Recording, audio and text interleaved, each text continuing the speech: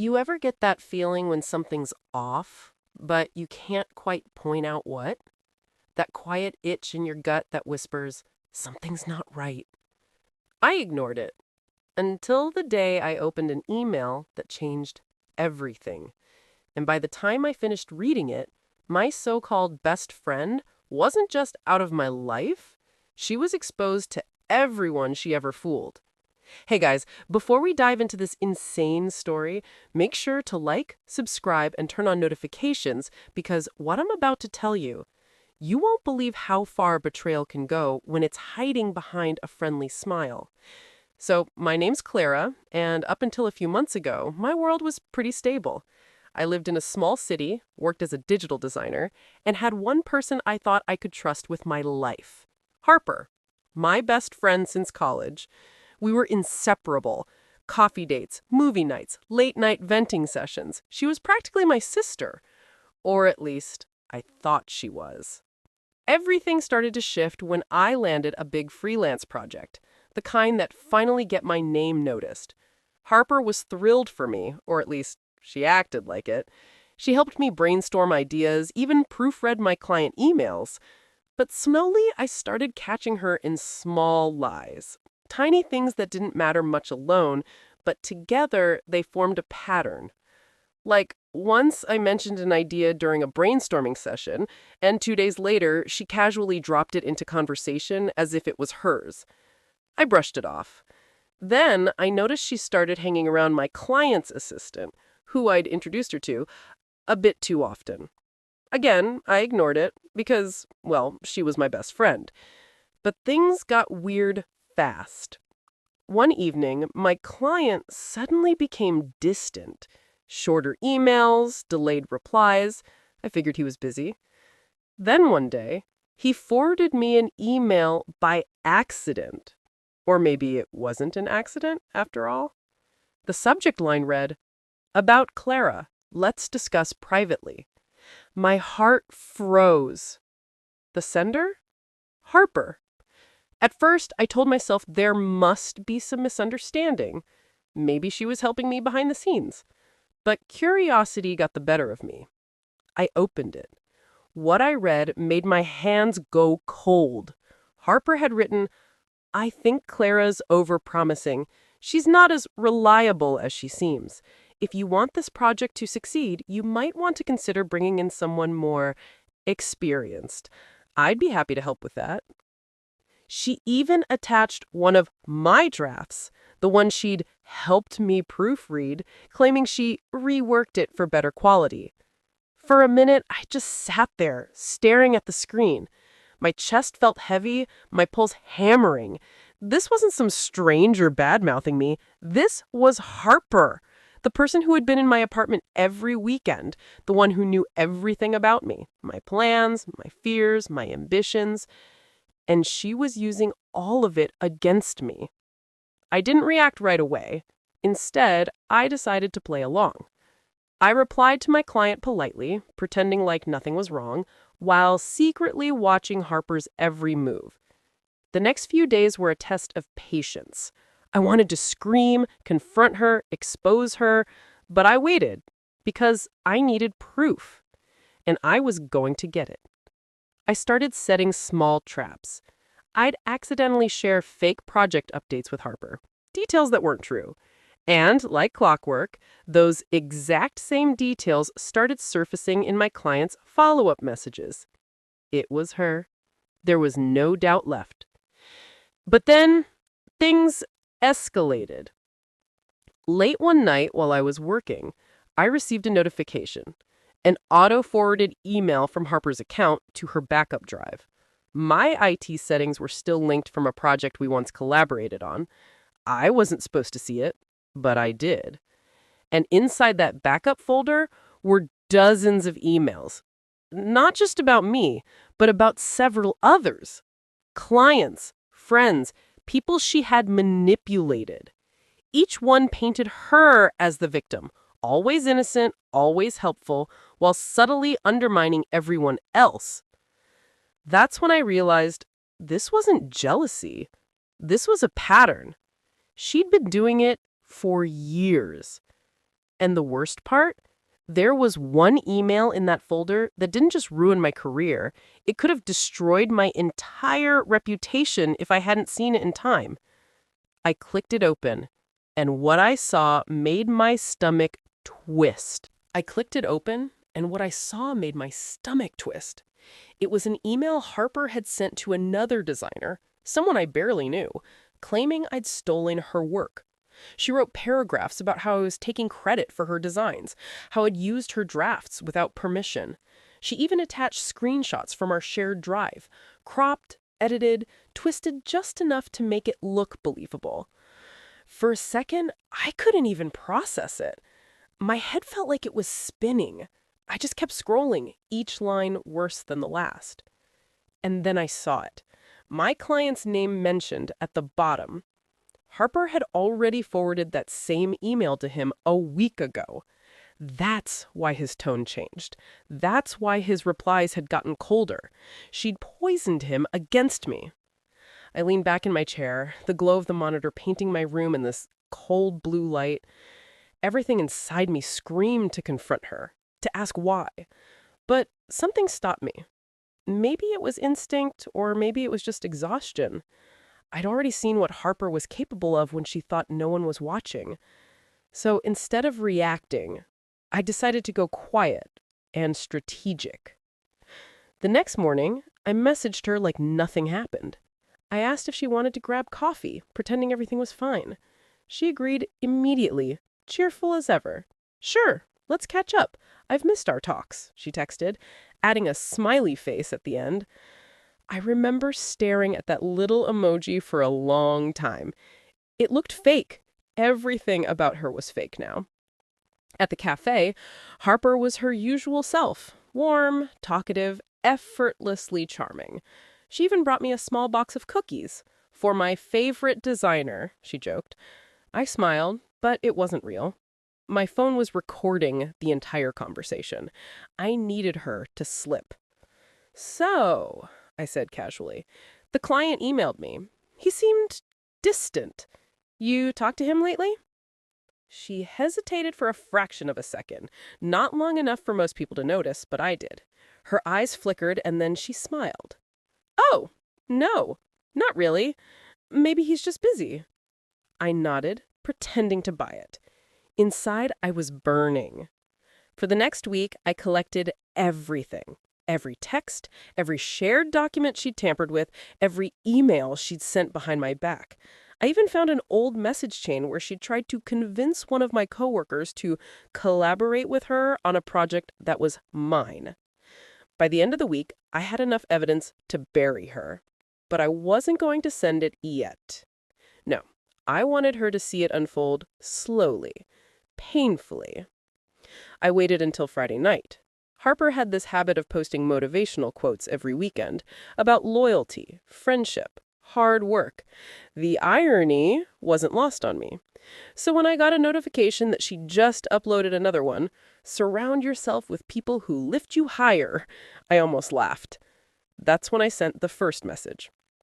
"Hey, Harper. Ever wonder what happens when someone realizes they've been played?" She replied instantly. "Haha, what's that supposed to mean?" I sent her a screenshot, the cropped email she sent to my client. Then another one. Then the unedited version showing her lies. Her typing bubble appeared, then disappeared, then appeared again. Finally, she sent back one word. "Where did you get that?" I didn't reply.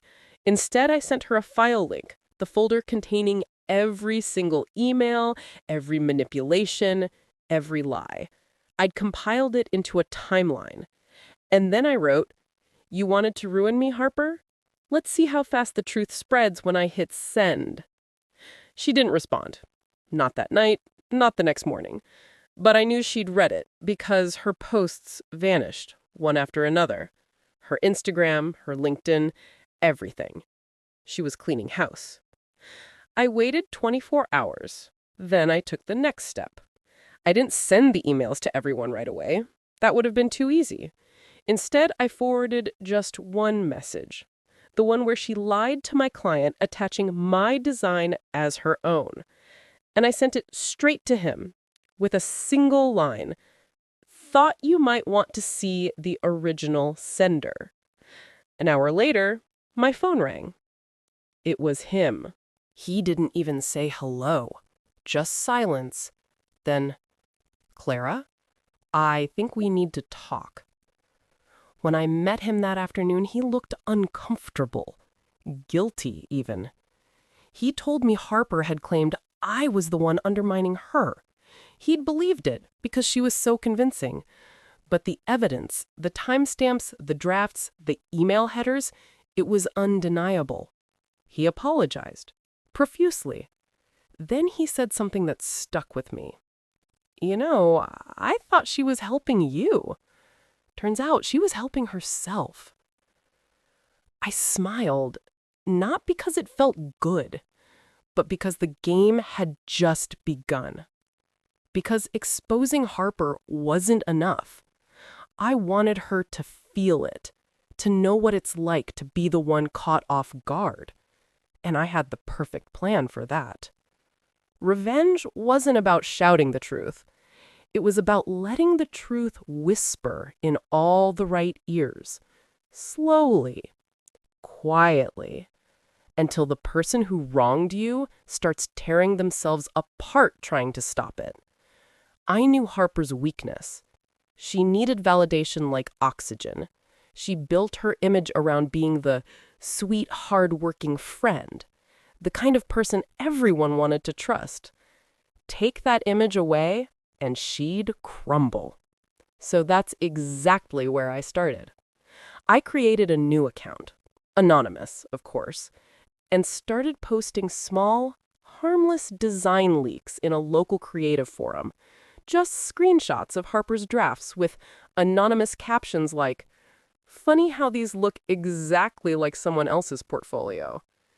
I didn't even mention names. I didn't need to. People guessed on their own.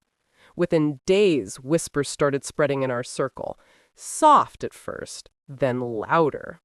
Did you hear about Harper? She might have copied her designs.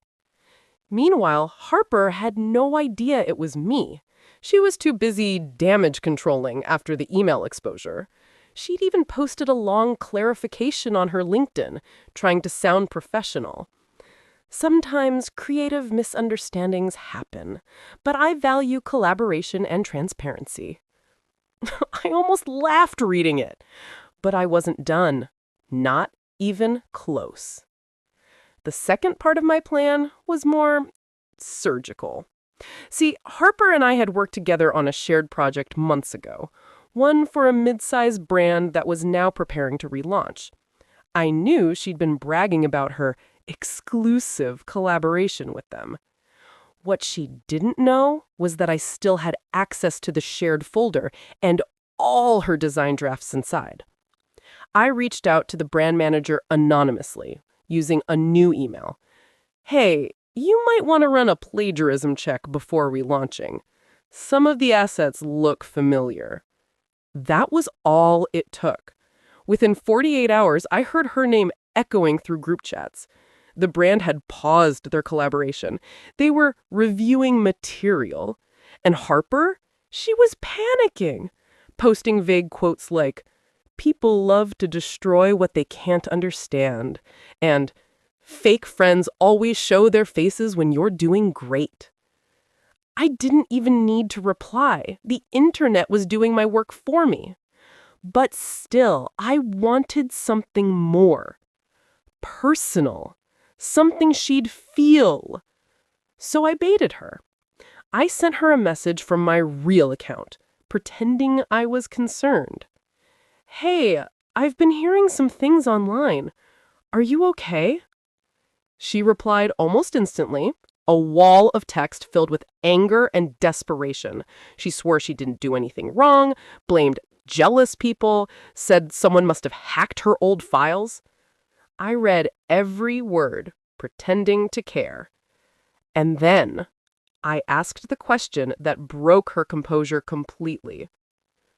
"Harper, do you think maybe someone close to you is doing this?" She didn't answer for a while. Then she replied, You don't think it's you, do you?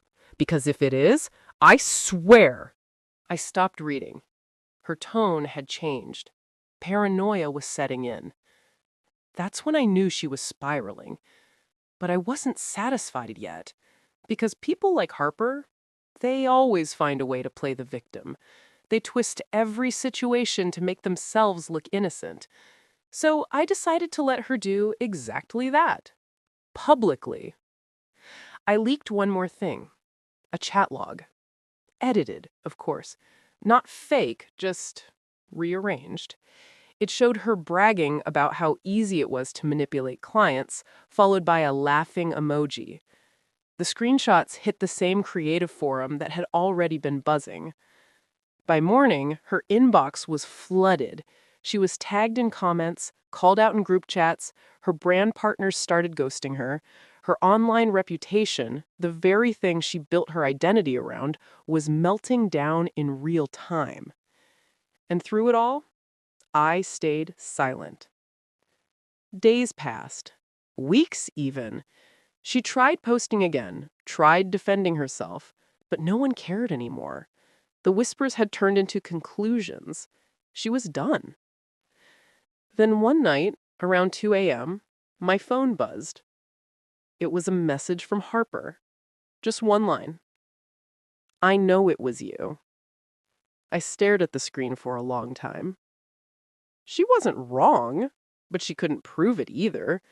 Every step I'd taken left no trace, no connection, just whispers in the dark.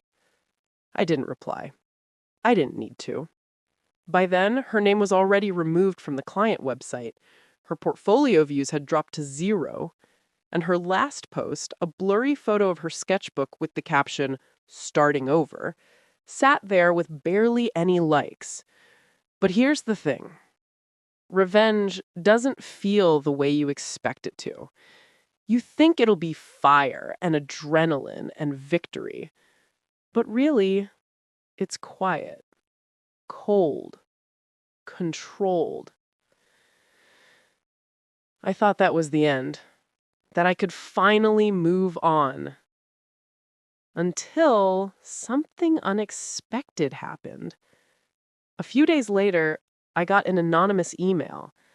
The subject line read, "So you think she was the only one?" Attached was a screenshot. It showed another name, someone else I trusted, and another message thread that looked disturbingly familiar. Someone else had been feeding Harper information all along. Someone close to me. I just stared at the screen, frozen. And in that moment, I realized something. The game wasn't over. It had just shifted. And I wasn't the only one playing anymore.